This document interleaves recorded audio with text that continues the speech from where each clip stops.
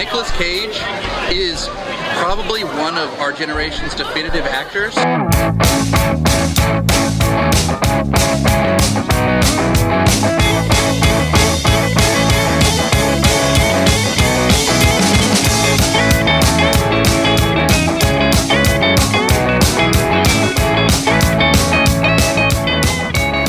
Hello and welcome to Cage Fighting. It's your main man Andy Gillard here. Hope you're all keeping well right now. Hi everybody, Matt Guy here. Hope everyone is splendid as always. I was really thinking of the words to Weatherman by Bewitched then, but I've just completely forgot them. Hello everyone. I don't know what the more disturbing part of that sentence is, that you've forgotten the words, or there's actually a song by Bewitched and you know it. Blame it on the Weatherman? I'm still none the wiser, Stu, sorry. Not a clue. How can you not know that? It was like it was one of their like four big songs. I only remember one. Yeah, you remember Sailor V, yeah? Yeah, that's it. Because they were going to play. Remember where Strikers was, the club over the road from there. Yeah, Bewitched were going to play the under 18s night. What, the Polish club? No, not the ECC. No. There's like a where Strikers is, or whatever it's called now. Or Sega, where Sega World was. The other side, you're probably too young for Sega World. The other side of the road, there was like this proper like nightclub bar thing. Not the Polish club. Not that side of the road. The other side of the road. No, that's not ringing any bells. the Goodyear side of the road. Yeah. What was Goodyear? Yeah. Yeah, you're thinking of where towards where that big chippy is. Mm. No, there was this under 18s club, and they were Bewitched were booked to play there the week before Sailor V came out, but then Sailor V got leaked, and it was massive, so they cancelled on us. Yeah, there was a club. Can we just stop there? On us? Oh god, this cuts deep, doesn't it, Stu? This. So there was a club at Merry Hill, the shopping centre, called Millennium, and they used to do an under 18 night. And the first time I went, Bewitched were there, and it was a few weeks. Yeah, it was a few weeks before Sailor V came out. So yeah, I did see them, but like no one knew who they were. They were just. Why were you both at? Because we were under 18. Pop under 18 nightclubs. Because I was like 13 years old. Yeah. Couldn't you have gone to Generation and fingered a goth girl or something? I'm from Dudley, so there was no real places like that to go. Yeah, I forget. So it was literally just under 18 Millennium, where you go and chirps girls, and then that was pretty much your night done. But then I got to the point where like I think I went from about 13 to 15, and then by the time I was 16, I was going to the over 18 Millennium. It's like they'd ID me for under 18 Millennium, like you're definitely over 18. Like, no, mate, I'm a child. So it's like, well, I might as well just get to the proper one if that's what they think. Well, I remember. Go on, Joe. Sorry. I say this must have been the same Bewitched tour, and he got to see him and I didn't. This is not fair. Yeah, because it's wasted on me, as you very well know, with my musical tastes. Yeah. I mean, when me and Dean saw Darius live in Blackpool, I mean that was amazing. But seeing Bewitched at the time would have been better. I've seen Darius live. My friend bought me tickets to go with us. So I was like, okay, whatever. It was fun. I don't know. It's not really my kind of thing. Yes, you do. You do know who Darius is. Pop idol, pop stars. He was the one who was a pretentious prick when he did "Hit Me Baby One More Time." Oh yes, I do know who Darius is. He rehabbed, didn't he? Yeah, he had a bit of a rehab. My mate booked me tickets. So okay, fine, and it was all right. Colourblind is a really good song. It's a really good cheesy pop song. Yeah, it's a decent pop anthem, almost, I'd say. Do you think someone, his career would come on here? Yes, probably. Let's get him on Twitter and we'll get him on. B, do you think he's like made enough money to retire now? Because according to this, he was in Imperium. Oh, he produced it. Absolutely. Oh, okay. He's loaded. He's got to be. He strikes me as the kind who would probably have gone into like musical theatre and stuff as well. So I reckon he's probably still working, but just not mainstream music that we'd particularly know about. Because Who was his- he changed his surname as well from Dinesh to something else to be more Western. Who was his ex? Let's have a look at this. Natasha Henstridge. Oh, I from Species. Yeah. Yep. Okay. 2011 to 2018. Darius Campbell is his Yeah. name now. There you go. I'm which sure. is, I'm sure very he just, Scottish. it's really just changed his name to Nathan Judah. Let's be honest. They do look quite similar looking on Google at him. So it's Darius Campbell. Let's see if he's on Twitter. He is. Got his blue ticks and everything. So this is how the magic happens. Yeah, he has not tweeted anything since 2019. No. Boo. Right, if anyone out there knows where Darius is and can have a conversation with him on our behalf, please do so, and we'll see if we can get him on. And tell him not to bring his guitar. We don't really need that. That's not the vibe we're going for on this. I mean, Darius singing "Blame It on the Weatherman" would be great. That would be the Bringing dream. it back into the actual topic. So yeah, we are here to talk about a film called The Weatherman. I knew about this film, and I think I saw it in maybe 2006. There was a little bit of, I don't think it was Oscar buzz, but I think it might have been Golden Globes talking about Cage at that point. So I vaguely remember watching it around that time. Did either of you two know this film, or is this new to you? I don't know anything about it, but I just knew the cover. I knew the cover art from somewhere. I don't know where. I just know it. I could when you said we were doing it, I thought, right, I know the cover art. Even the alternative one that makes me think that this film was going to be like Falling Down. And so I knew, but I didn't know anything about the film itself and the plot. Stu, is this one new on you, or have you got a bit of a history with it as well? I've somehow seen it, which it clicked halfway through. I thought I remember this. I don't know why or how or when or where, but I've seen it somehow. It might have been one of them things where I've watched it on like half asleep on a couch or something. Yeah, just stumbled across it. Yeah, but it was one I definitely knew what it was beforehand.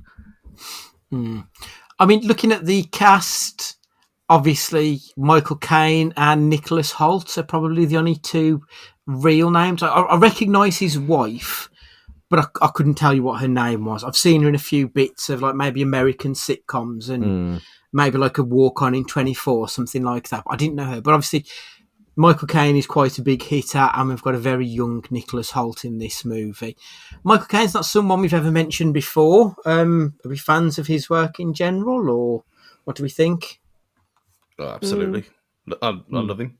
I'm sure we've mentioned him. We're talking about the great film of all time, Tenet, and stuff like that. And when we've spoke about Nolan films and things, but yeah, I've got no problem with Michael Caine. I really like him, and I did play Michael Caine in a drama stage play back in 1999 as well. So, Do the accent. Come on then. No, I ain't doing it now. I ain't done it for years. But that was Is this the nonce play that you did, Stu? No, that was the nonce play was the year before. Excuse me. You know the one where he said, "Come to bed with Daddy," No, or I said, something like that. I had to, being the hard-hitting drama actor that I was at the time, no one wanted to do anything so dark, and I said, okay, I'll do it then. And the killer line for the adjudicators in the crowd was bearing in mind this is my mate's girlfriend as well, playing a daughter, and she was very well developed for her age, which made no sense at all. But when we were 15 at the time, and I had to, in front of everyone, I had to go stand there, get in bed, and say, "Can Daddy get in with you because Daddy's cold?" Oh, dear. But yeah, it was basically a rip off of Stella Street, where I was Michael Caine. Goldie was Michael Flatley, and he could only speak through dance. So you can tell how ridiculous that was. But yeah, Michael Caine, great. We need to get Goldie on to give us some more tales of Stu Hall's history as well. I think. Yeah, we need to. Goldie, make sure you let us know when you're free and available. We need to get you on, mate. We need more info. Matt, Michael Caine, thoughts? It's give or take for me, really. Like I can't think of many films I've seen him in as the leading man, apart from The Italian Job. Yeah. To be honest, so in The Kingsman, he's fantastic, and in Batman, he's fantastic, but I haven't seen a lot of his work when he is a leading man, so it feels hard to judge him either way, really. That's fair. Yeah, but in this, well, I'm sure we'll get into a lot more detail about his performance. So the director on this one is Gore Verbinski, a director I've got very little time for, generally speaking. So he started out his career doing advertisements, probably most famous for the Budweiser frogs. That's the level we're pitching at with this. So he then went on to do Mouse Hunt, The Mexican, The Ring, 3 of the Pirates of the Caribbean films, Rango, The Lone Ranger, and A Cure for Wellness, which is so bad.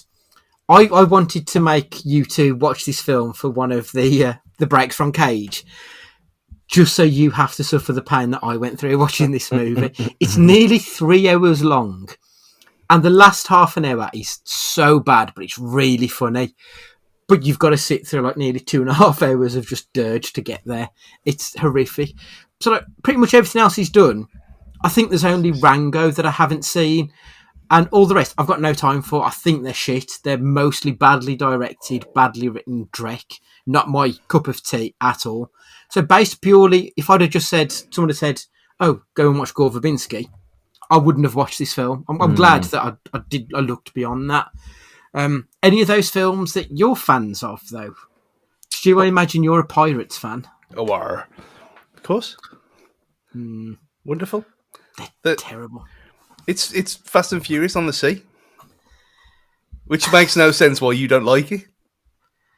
Well, no, because we know why you don't like it because Johnny Depp's in it. Yeah, I mean, he can fuck off in the hardest way possible. Matt, anything there for you? I quite enjoyed Rango. It was a bit. How do I put it? It's a bit experimental, though, wasn't it, Rango? It wasn't quite as run-of-the-mill kids animated film at all. But I quite enjoyed it. Pirates of the Caribbean, the first one, I quite enjoy, and it quickly dilutes into the Johnny Depp show. It's kind of like dragging a wrestling gimmick out for like the gimmick battle royal in WrestleMania 17 or X7 or whatever it is. I can give or take with them, to be fair. But there are some real ups and downs in that list of the films, within the films that he's done. So, and now you mentioned the ones that I have seen, I've no idea where this film comes into his thinking. No, it's totally out of the blue for everything else that he's got on his list. It's a weird one. So this film is described on IMDb as a Chicago weatherman separated from his wife and children debates whether professional and personal success are mutually exclusive. This wind system will keep pushing colder air across the Midwest. Our sprint sniffer of the week, just 24. I don't like his face. I like him. He's handsome. My job's very easy. 2 hours a day, basically reading prompts. Hey, weatherman! Every couple months, someone throws something at me. I receive a large reward for pretty much zero effort and contribution. The shakes and stuff are a reaction to that, I think. Why would someone throw a shake at you? You just read the weather. How's Shelley? She's doing great. It's fruitless for Shelley to be dancing. She should find another interest that would be more rewarding to her. We've talked about that. Well, you should do something, son. My father's Robert King Spritzel. He was a great writer and a great dad. You always worry about your kids. No matter how old, there's always looking after. Noreen! Ow! What are you doing? I was just... You turned into it. I encouraged Shelley to explore some other activities and interests. She picked archery. Ow! Don't forget the tartar sauce. Tartar sauce. Tartar sauce. Tartar sauce. Tartar sauce. Anything else? No? Where is the tartar sauce? Thought you were trying to improve matters. I am. Give me time to get it together. I can get it together. Oh, that's great. Do you know that the harder thing to do and the right thing to do are usually the same thing. Let's go, Team Spritz! Easy doesn't enter into grown-up life. To get anything of value, you have to sacrifice. There's a lesson here. Let's finish.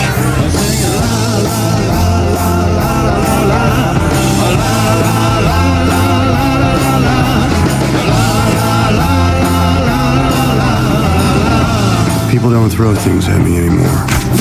Maybe because I carry a bow around. Hey, hello, weatherman. It's not easy. But easy doesn't enter into grown-up life. Okay, let it go. Awesome.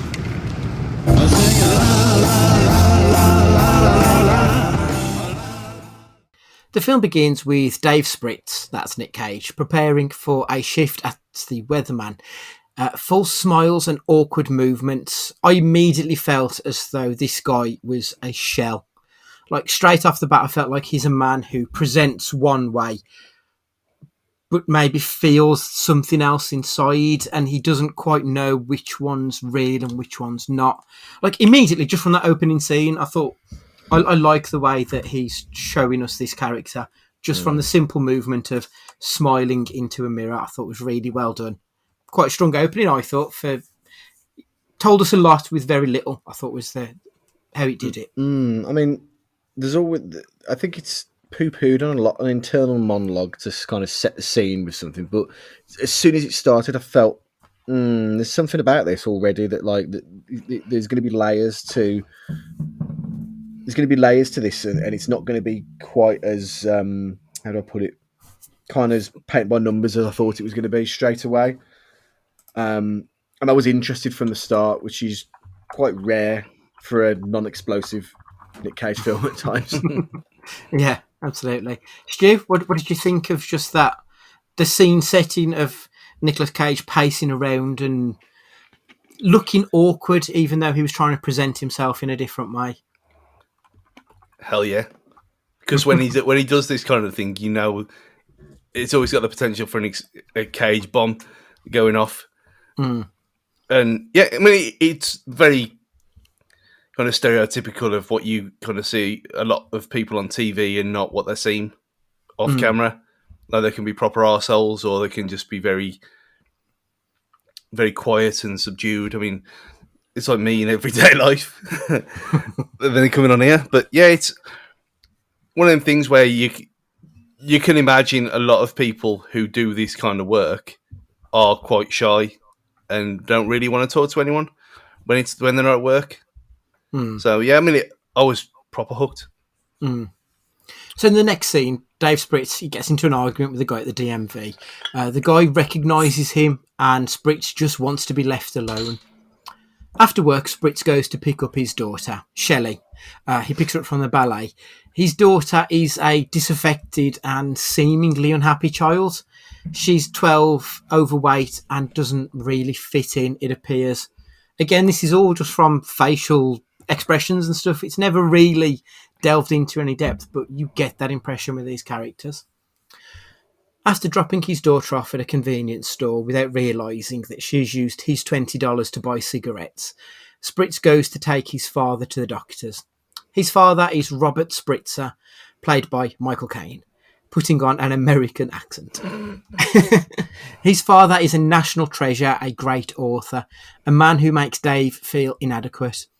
Robert believes that Dave is unable to deal with his own children, and it is ruining their lives. Dave is too weak to tell his dad that he's trying to get a job as a weatherman on Hello America. Dave has tried to help his children. We see Dave taking his daughter to archery. She fails to fire off an arrow, so he immediately gives in, and Dave lets her. Dave then goes to pick up his son Mike, whom we see talking with his counsellor. More on that later. On his way to work, Spritz gets hit with someone throwing a milkshake, and he sees his father. He tries to smile it off, as though it's just because people aren't happy that his life is so easy. He's got an easy job, making good money, and they're jealous of what he's got. It was interesting, this, because we were just thinking earlier about, like, people who are not themselves in real life to where they, you know, appear on screen and what have you. But This would, I suppose, would be the equivalent of like it not being quite a megastar, but still being famous to be bothered. And that must be a really weird like dynamic to live with as a celebrity, because you're not that famous. I guess people think you're more approachable then because of that. You probably don't have the respect of people enough to leave you alone because you are a mega celeb and they'd be intimidated by it. Especially if you're in something like The Weather, which is like, you know, they're always dead friendly, aren't they? Over the top friendly. So it must be. I think they presented that really well. I suppose it's the difference between famous and being rich, almost. Yeah. Like once you hit the level of fame because of the money you've got, you probably won't get bothered. But if you're just a famous face on TV, but you live on the same street as most other people, it must be quite. You probably get bothered a lot more if you are someone like, I don't know, say Lewis Capaldi compared to Paul McCartney. Like, they're both sort of cheeky chappies in their past, but one is a megastar and one just seems like a normal bloke. Currently. It's strange I because think like, that must be. You know, if you're a mega celeb, but let's say you're a famous footballer or an ex-footballer, like, but you go in the pub all the time. How long before that just becomes normal? Let's say, I don't know, Stan Collymore, for example, he's always like in the gym in Cannock and stuff like that, and he's always like in the pubs and that locally. But do you reckon he gets bothered every day, like by people? Or do you reckon like he goes in the same local and everyone just leaves him alone, and even though he's Stan Collymore? I think retired for. I think with you've picked the wrong kind of person here because it's hard to say certain things. I think if you're a retired footballer like that and that's your local, then people just leave you alone. It's like when Damon Albarn went down the Red Lion a couple of years ago. No one bothered him at all. He was just having a few beers, no problem at all. But he's like, well, for us, you'd instantly recognise him. You think, oh, wow. But you'd probably, he's that level above that you wouldn't go and talk to him. Whereas if you got someone like, I don't know, the guitarist from the Charlatans or someone like that, he probably would be approached more because you expect, like you said, you expect to be able to speak to people like that. Yeah. I know what you mean. Robert tells Dave that he has lymphoma. Dave's inner monologue says that he hopes his father lives long enough to see him succeed. That seems really sad when he's like moderately successful, that he still wants more just for his father's love and recognition. Yeah, it's a strange one, really, because again, like, this isn't the kind of podcast where we get into conversations about the relationships with our fathers, but the fact that he calls him Robert, not Dad, was really quite weird, and I found odd and a bit uncomfortable as well. There was just something. The relationship, obviously, throughout is a major theme in this film. Probably one of the reasons why I enjoyed it so much. And it's kind of like, where is this going? Is it going down the really resentful of not having the respect and adoration of his father, or is it going down the actually he's going to win him over and it's going to be this lovely, sympathetic ending or something like that? Really, really strange one. Following work, Dave then goes to pick up Shelley once again. He takes her home, and when he returns to Shelley's house, his father is there. His father went to talk to Dave's ex-wife, Noreen, and her new partner, Russ. He went to tell them that Shelley is bullied at school and that her classmates call her camel toe because, well, she's wearing clothes that are too tight-fitting in that area, and she has a camel toe. It's another instance for Dave where he feels as though his father doesn't respect him. Robert went to talk to Dave's ex about the issues and not to talk to Dave about them. So he must be feeling quite resentful towards that. So what do we think of the opening 20 minutes on this film? I'm really enjoying it. I'm enjoying the interplay between the characters. It's setting up Nick Cage as the central part of the film, and it's going to be about his relationships within it. I'm really intrigued in what's going to happen to Nick Cage in this movie. I think he's done a really good job for me. What do you pair think about it? It's got really weird, like, moments like the camel toe thing where it's just piss funny out of nowhere. Yeah. There's like it goes from literally seconds earlier, where you're talking about death and being so morbid and stuff, and then the next scene you cut to something like that. It's just chaos, but it works perfectly. And I couldn't wait to do this because I was really, really surprised how good this was. Matt, what were your opening thoughts? I loved it from the start. You know what? What I picked up on straight away was the fact that by these really random, but really quick cuts to the camel toe and other things, tartar sauce, and as it goes along, that you're getting in your head how he feels at 1,000,000 miles an hour. If they'd have told me he had ADHD, I'd have believed it. Like you understand his world because of how the film presents itself. I just think they did an excellent job of it, and much like other films that we've watched, even though not a lot is happening, like in terms of fucking cinematography and mise en scène and everything else, you're fully engrossed because something's afoot, something doesn't feel quite right, and you want to know more. Totally. Following another argument in front of their kids, Dave and Noreen decide that they need to go to therapy so that they can better present a united front for the kids. One task they have to do is to write down something which they disliked about each other in their relationships, then hand it to their exes, knowing that the ex will never look at it. It's a trust exercise. As soon as Dave is out of sight, he opens it up and looks at it. And then he admits to looking at it, like breaking the trust forever between him and his ex. Like there was no way back from that point. If there was ever a way back anyway, to be perfectly honest. Depression starts to set in for Dave at this point. Obviously, stuff's going to shit with his ex, and his father is dying of lymphoma. He tries to gain some focus in his life, so he decides to take up archery, which his daughter had given up on. His son Mike appears that he's living life away from his parents. He seems to have a lot of the time that we see him, he's not really in the house, and the only time that we see him in the house is when shit is going bad, like we see him for the tartar sauce argument. Everything else seems to be pushing him outside of it. He's hanging around with his counsellor.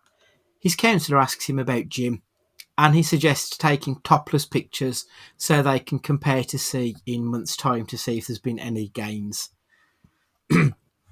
Dave has to go to New York to interview for Hello America. He takes his father and daughter Shelley with him. Whilst in NYC, Dave takes Shelley shopping and sees her trying on tight-fitting clothes, showing off her camel toe. The way they presented that I thought was really funny. So obviously, Dave, when she walks out of the changing rooms wearing it, you see Dave is immediately fixed on the camel toe. The camera cuts to it, but before really showing anything, it then just starts to cut to images of actual camel's toes. I thought that was a really nice little trick that it showed off the gag without sexualizing a young teenager. I thought that was really, really well done. It made it funny without making you feel sleazy almost. That was really good. Can we like backtrack for just 30 seconds about I laughed so hard at that trust exercise when they looked at his one and it was blowjobs lack enthusiasm. Well, it wasn't even the fact they didn't say blowjobs. They said your BJs lack enthusiasm. Oh god, that was so. Honestly, I laughed so much at that because it was just like, this is so real life, isn't it? Like, but these are like arguments that couples have. No, these are arguments that like couples have, and this is like the trust exercise and the counsel and everything else. I was like, God, this is just hilarious. It just proper tickled me, and then it's how this film goes from bleak to funny to bleak to funny and zigzags all over the place. I just think is really, really excellent. It is. It's so true to life because life is never a comedy. It's never gag. It's never drama where it's just depressing throughout. You do get moments of levity with moments of sadness, and that's what this film gives you. And I think that Verbinski's like balanced it out really, really fucking well with this movie. Following seeing the camel toe, Dave tries to talk to his daughter. He asks her, do kids call you names? She says that they call her camel toe. and he wants to know if she understands why the kids call her that. She says it's because camel toes are tough. They can walk all over the desert and the hot rocks. I'm tough. Honestly, my heart was breaking a little bit for the kids here. Like, fucking good for you, kiddo, for not putting up with that shit and turning a negative into a positive. I thought that was really well done. They head back to the shop. Dave then buys her skirts and dresses and hats. And for the first time, we see Shelley happy. Like, she's bouncing off the walls. She's genuinely delighted with everything. It's really uplifting to see that, because the only other times we've seen her, everything's been said through a bit of a grimace. It's really lovely, that was. Upon returning to the hotel, Robert tells Dave that his son Mike has been arrested for fucking up his counsellor's car.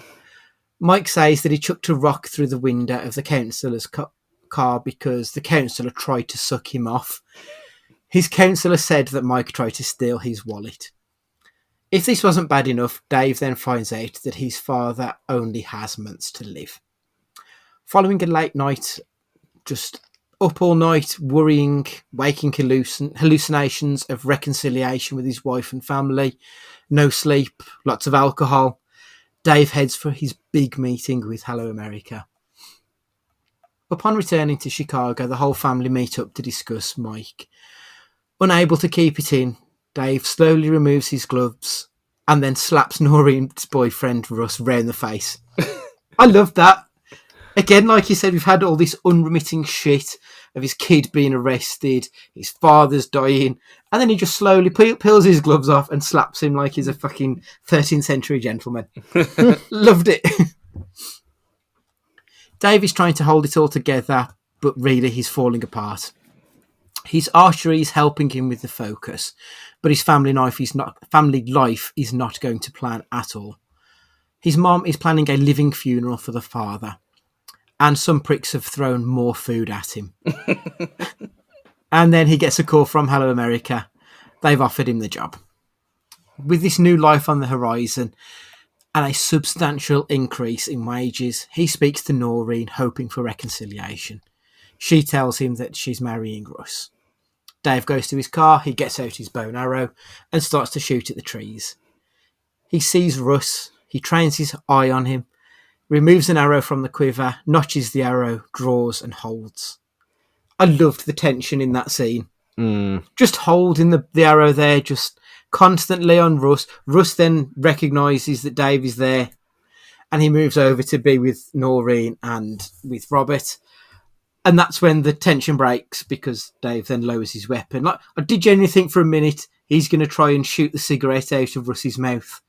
I thought it was going to be that kind of thing where he's going to let it go, but he manages to hold it all together. I thought it was going to go... The way things were going and how everything was falling apart at that point for him, I fully expected it to go full on like, chaos and slapstick. I thought he's going to kill him somehow. That's what I expected it to. I mean, when he drew his arrow at him, I thought something's going to go down here and he's going to do him in. And then when it didn't happen, I thought, oh, okay. Yeah. Before Dave is able to give his speech for Robert at the living funeral, there's a power cut. Once the power comes back on, though, everyone has forgotten that Dave was about to speak, and the night just moves on. So Dave is never able to give his father that speech that night. Mike gives Dave the few things which his counsellor had given him, so a sweatshirt and a camera. Dave visits the counsellor and kicks the fuck out of him, threatening the pedo. Whilst all this is going on, he's thinking about all the times that people have thrown food and drink at him. Where he once felt that it was because the throwers were jealous, he realises that because to them he's just a clown. They throw fast food because it's cheap and disposable. Dave spritz his fast food in his mind. Dave sees his father. He tells Robert that he's fixed the situation with Mike's counsellor.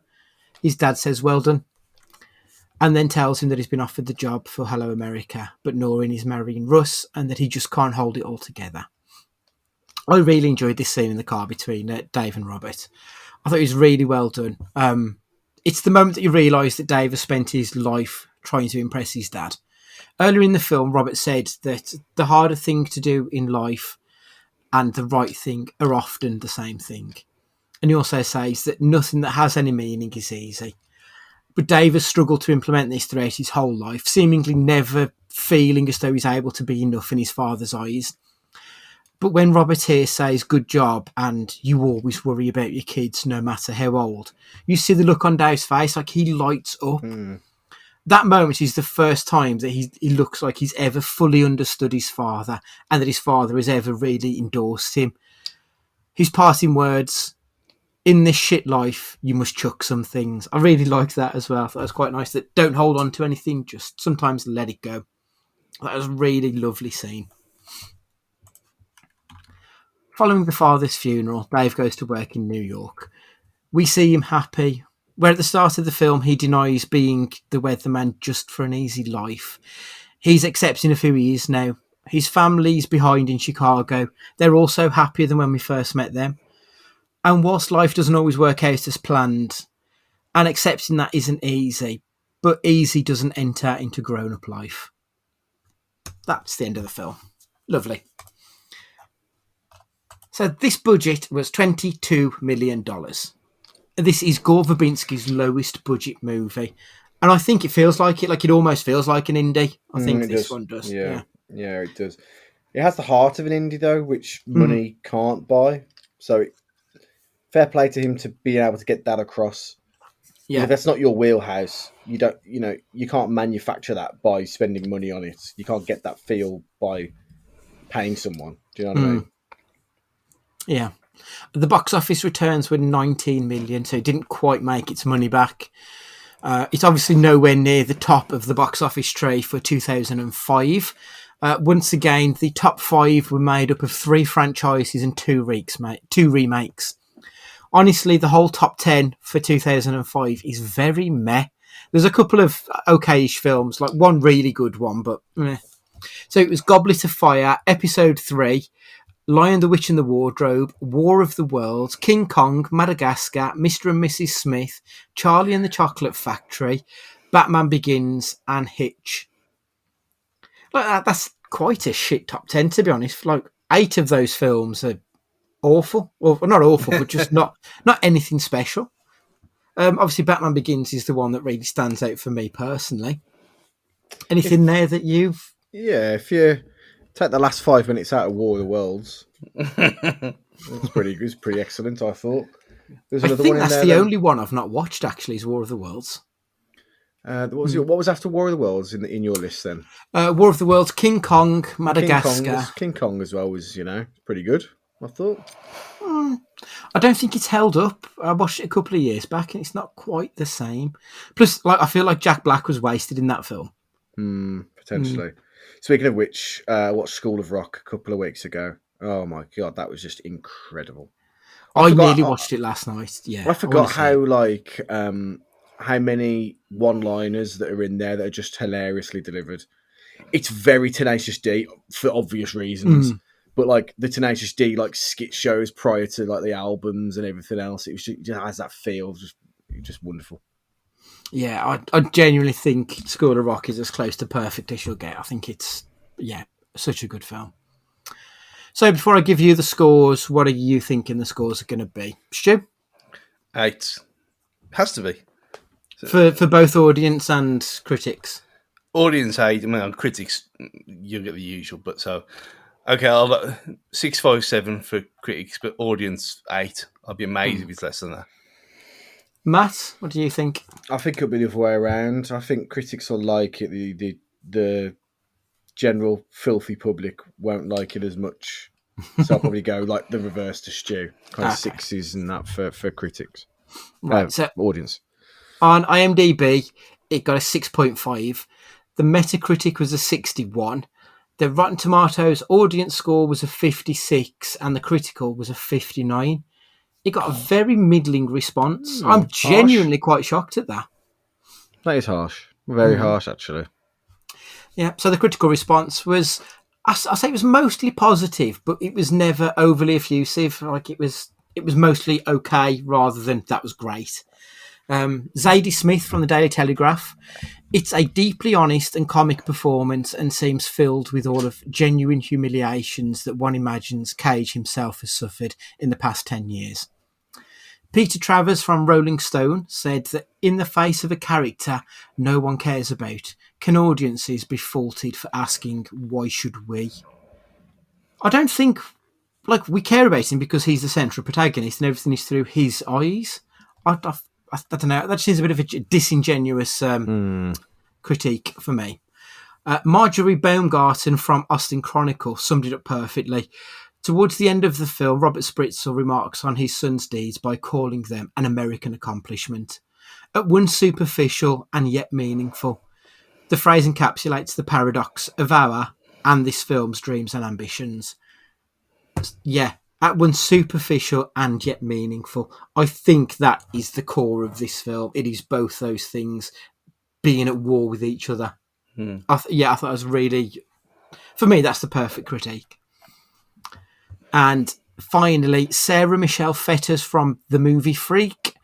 She says that Steve Conrad's dazzling script is something else entirely. It is life, and not just any life, but of an ordinary man looking through the prisms of his apprehension and asking, is this really all I am? There wasn't really anything that interesting on Amazon.com. It was, it got a 4 out of 5. There was 57% 5-star reviews, and the remaining 43 were pretty much evenly split. It was everything you expect. There was nothing. There was so many ones that just said thank you and great film. There was nothing really to pick out, unfortunately, for this section, which is quite surprising because we usually find the gold, some batshit stuff in there. But yeah, sadly, nothing on this one. So, good, bad, crazy. Matt, kick us off, please. So the good was the themes kind of throughout the film. The big hitters, really. You've got like the relationship with his dad, the relationship kind of with his kids, and the overwhelming kind of feelings of like inadequacy that he suffers about himself and his career and his ego and everything else. Like there was this very easily could have,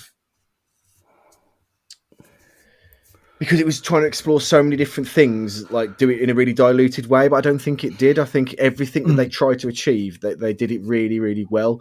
The stuff with his relationship with his dad was really excellent, really touching, and personally for me, like was quite emotional. And I just think that the themes that they covered, like especially then when it mixed in with the comic elements of it as well, was just delivered in a really, really good way. It wasn't diluted for Hollywood at all. It was genuine. It was real. It had genuine emotion to it, and I think they did a fantastic job with it. The bad, it just lacked a little bit of bite. With these things, I needed it to be a little more al dente, a little more. I understand that at the end they can't make it, if they want it to be the everyman, they can't make it a super happy ending. Like, I understand that, but I almost wanted it to go a little bit further into either depression or it get that little bit worse for him to have some form of a redemption arc to it, a little bit more than they had. I think it just lacked that little tiny bit of bite. That and I understand it's the everyman, so I get it, but I wish it had a little bit more. I got over the fact it wasn't falling down very quickly because it was excellently done, and I'm not saying it should have gone down that route, but it was it just needed a little bit more gut punching, or just to put the cherry on the icing on the cake. The crazy was just how relatable it was to me and everybody. Everybody suffers with something that happened in Nick Cage's character's life in this film. We all think, we all question the things that we do. Are people judging us? We all feel that sometimes we're ignored, and we all feel that people don't see us how we want to present ourselves. And it was painfully relatable at parts as well. But then at the same time, you realise that you're not going through these things yourself either. So I just had no idea going into this film that I would A, enjoy it as much as I did, and B, I'd come out of it just thinking, wow, this was like completely relatable. Yeah, it's a bit of a surprise hit for me, this one also. Stu, Good, Bad and Crazy? The good was kind of Matt's bad. I liked the fact that it ended like it did, just because it was. If it had gone all Hollywood ending over it, I would have been really pissed off. Just the fact that it was just okay. Well, yeah, he got a promotion. He doesn't get his wife back. He doesn't get to see his kids. He lives in a different place. They're still fuck ups, and it's just that's his life. He still gets food thrown at him sometimes. But yeah, it was just how it was so real. Like you said, it was excellent, and you don't really see that very often. And it even builds a comedy. I suppose it's a dark comedy more than anything else. Because you can't really. It's hard to even explain what this film is to anyone. Because it's like, well, yeah, it's a bloke whose life fell apart. His kids are a bit messed up, but it's funny as well. It sounds a bit stupid, but it's not at all. It's got so many more. I mean, me talking about this kind of thing, it's got so many more layers than I think we've even given it credit for even talking about it so far. And I thought it was just absolutely excellent. And, I ain't spoiling now. This is going second in my list. Oh wow! Okay. I absolutely adore this film. It was brilliant, absolutely brilliant. And I've spoken to a lot of people since. I mean, I watched this weeks ago, just to so we could get it out of the way before certain other events were happening. Timing this a bit, but I really want to go and watch it again already because I've spoken to people saying you need to watch this film because it is really, really excellent, and no one has a clue about it. No one. I mean, I'm not even. There's no bad point at all. Other than, I mean, you could probably say, yeah, okay, trim about 10 minutes off it, make it a bit snappier here and there, whatever. But other than that, I just adored it. It was just wonderful from start to finish. The crazy, obviously, you're a character that's in it for one scene saying, she's a little cunt. I hate that little cunt. Yeah, Shelley's friend on the bench, the only contribution to the whole film, and that's the line that she comes out with. Genius. Yeah, I mean, cunt in 2005 American film. Yes. Yeah, it certainly made me wake up. Like, hang on, did they just call her a cunt? Yeah, very good. My good. I enjoyed all of the acting. If I'm being perfectly honest, I've criticised Kane a lot for especially his late 90s stuff. But I thought he was decent in this, but I will come on to it a little bit more in a minute. I thought his wife, she just felt like a woman on edge trying to hold everything together. I thought she was really well done. The boyfriend seemed like such a snide prick. And I get why Dave hated him, because I hated him. Because he just seemed like he was this arsehole who was just always fucking there in the way, annoying. I mean, that's just well acted. And Shelley, I thought was fantastic. Like, she played her character to perfection. You got the arc of her. It was really well done. From, like, disillusioned, angsty, pissed off kid. Like, it's all too much trouble for her. And then she's just happy. And I really enjoyed that arc for her. Yeah, some of the comedic lines I loved, like you mentioned, with the blowjobs, the BJ's line. And Shelley just appears in the background whilst they're mid-argument. Just perfectly timed. Yeah. The comedy in general, I thought, was definitely placed right because they were always after moments of despair, like finding out the kid's being bullied, then you get a gag that it's camel toe. The father's going to die, and then you get a gag. And yeah, they did that really well, I thought. The bad, I would have liked a little bit more Nick Holt, if I'm honest. His character didn't really get a massive amount of screen time, but I felt like his story was really important. So the scene where we don't even see the scene where his counsellor tries to suck him off, but that's the turning point of the film. Like, that's the lowest point for the characters, and then it's all uphill from there. Yeah. And I felt like we could have got a little bit more Nick Holt in this movie just to bring out the paedophile story a little bit more. because it was kind of underplayed, but maybe that was the point. It was supposed to be like it was underplayed, and like there was hints towards it, but it was never like properly fully brought out. So I don't know. I think I'd liked a bit more Nick Holt personally. I think if they'd have gone into it a bit more, it would have took it into a very dark place. And you can't get out of that gag with a gag, can you? Really? No, exactly. Well, That's true. No pun intended. My Crazy. This is Nick Holt's first film stateside. Obviously, we'd seen him in About a Boy, which was mostly UK based, but 3 years later, he's taken a shot at America. Another crazy thing. So not Nick Cage, Michael Caine. So I think this might be the film that started the renaissance of Michael Caine. Because prior to this, you were looking at shit like Goldmember or his walk-on part in fucking Alfie. Like he was doing stuff that was Michael Caine parodies. He was doing stuff that people would not take seriously. They were dog shit. He then does this film with an actor the caliber of Nick Cage. And then all of a sudden he's going on doing Batman Begins, Children of Men, The Prestige. Like he's back into the swing of it. So I kind of wonder if this might have been the turning point for the second act of Michael Caine's film career. when was Harry Brown? Was it after that? Yeah, I think that was 2006. I could be wrong. I haven't got the list in front of me. I'm sure it was after that, though. Yeah. And the thing, internal monologue, I found out this week, something like only 29% of humans have an internal monologue. Like, some people don't think in words in their heads. It's actually the minority. Most people, they like see images. Like, they wouldn't think, I need to go to the shops and get milk. They would just see an image of milk in their mind. That blows my mind. I assumed everybody, like, spoke to themselves with their internal monologue.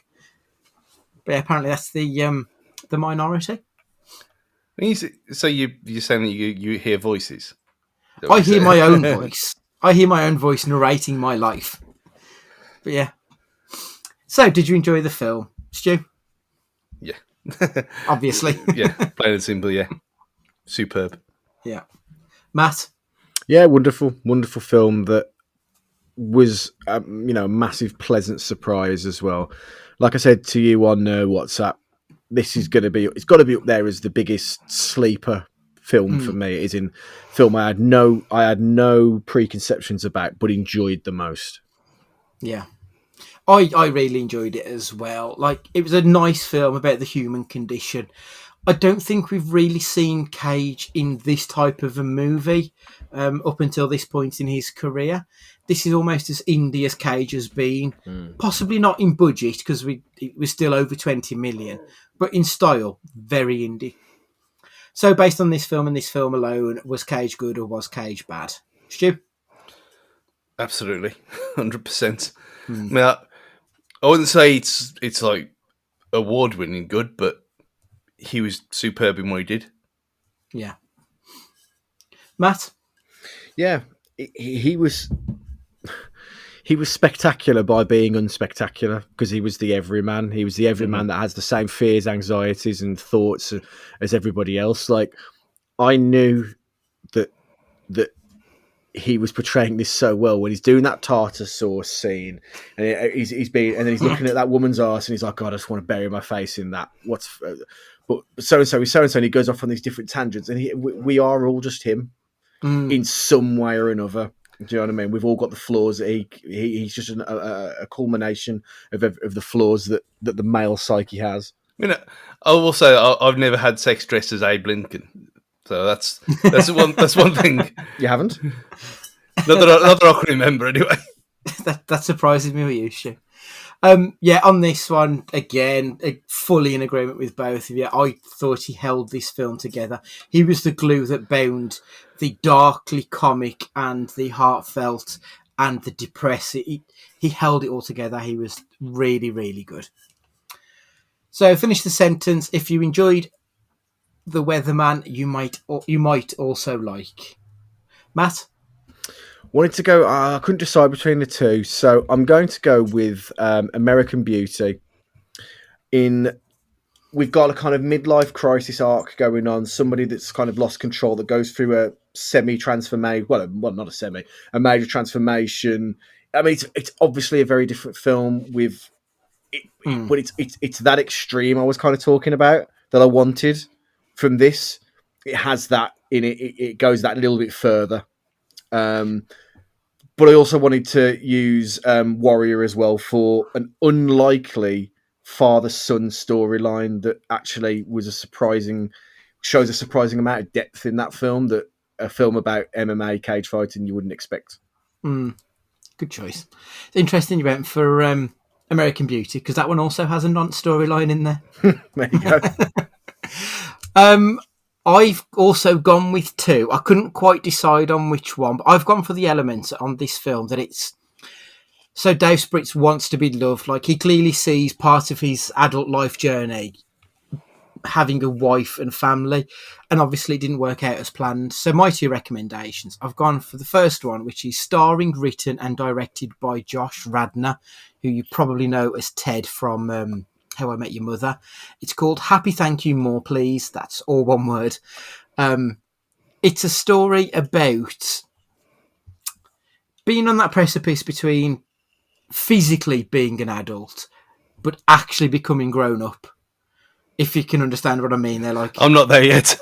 Yeah, like I totally get it. And the other one I've got is a film called Adult Life Skills, which is available on Netflix. It stars Brett Goldstein and Jodie Whittaker, and they play, again, two grown-ups who are both on that line between being a legal adult and actually being a grown-up.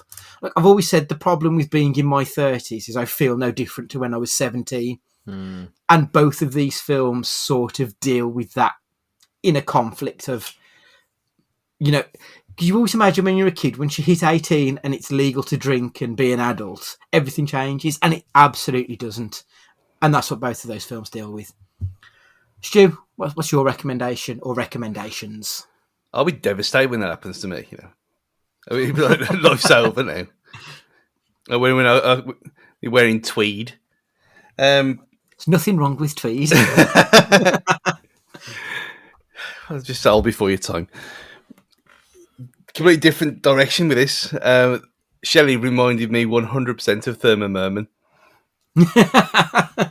And it's the same thing. It's a loser kid who comes good in the end. So yeah, Bad Santa, very completely off kilter. But for that one character, it's the same. Good choice. Yeah, I do love that movie. Have you seen the second one? Yeah, it was all right. Was it? I never got around to the sequel. Yeah, it was okay. I mean, it's nothing. I mean, it's nice that they waited for him to be older. But yeah, it's nothing. It's on a par with the first. But it's okay. When the time comes, in however many months it is. Yeah, a few months of time. Okay, yeah, I'll try and watch that one this year, I think. Lovely. So that's another Nick Cage movie in the record books. So get in contact with us on cagefightingpod@gmail.com, or if you prefer to tweet, then get at us on @cagefightingpod. Please let your friends know what you've been listening to, and if you can spare a few minutes to leave a review, that would make our day. Thanks again for sticking with us and just giving us your time. We do love what we do, and we like the fact that you're there to just give us a bit of time. So for this week, Matt, would you like to say goodbye? Take it easy, guys. Look after yourselves. Stu, would you like to say goodbye? If you don't want your father to think you're a silly fuck, don't slap a man with a glove. And it's goodbye from me. And remember, camel toes are tough, and so are you.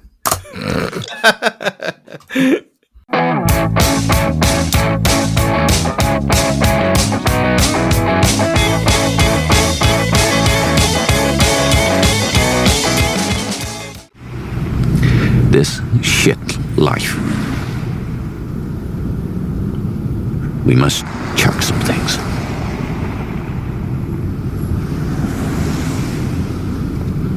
We must chuck them. In this shit life.